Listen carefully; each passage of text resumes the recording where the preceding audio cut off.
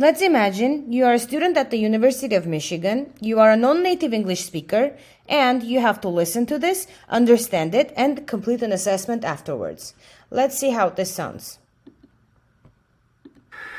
This is an abstraction because that's not how it's done in a database.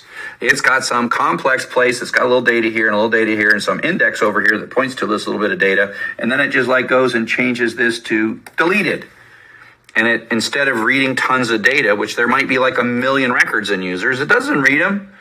If we're doing sequential master update, literally a delete.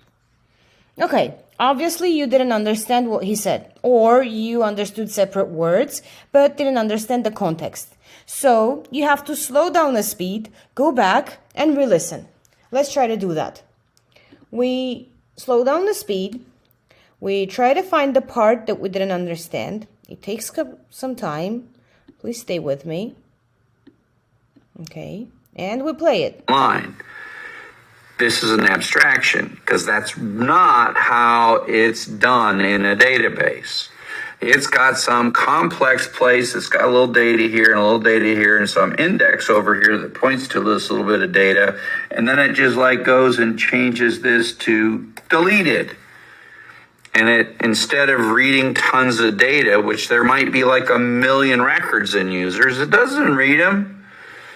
If we're doing sequential master update, literally a delete could take 4 hours because we're copying all of it to the new one and we're taking all the records except one and copying them. And that could be 4 hours, right?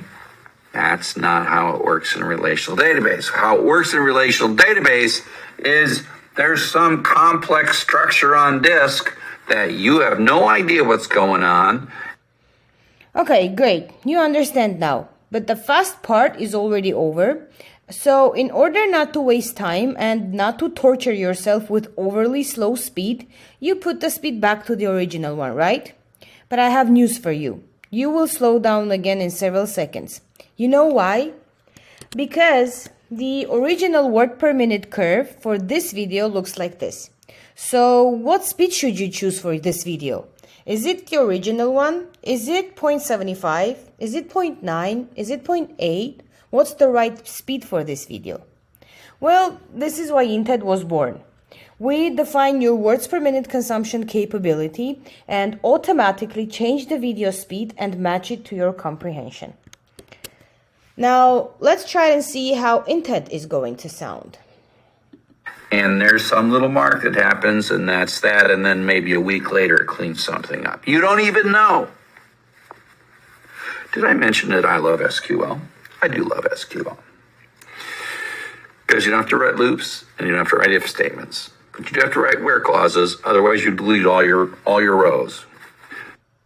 And the beautiful part is the following. When you slow down to fix 0.75, this is the only option in the market, by the way, you will spend 6 minutes more time on this video. But with INTED, because we speed up the long pauses and we apply an adaptive speed, even when you play it at a slower than the original speed, you will end up watching the video in same exact time as you would if you watched at the original speed.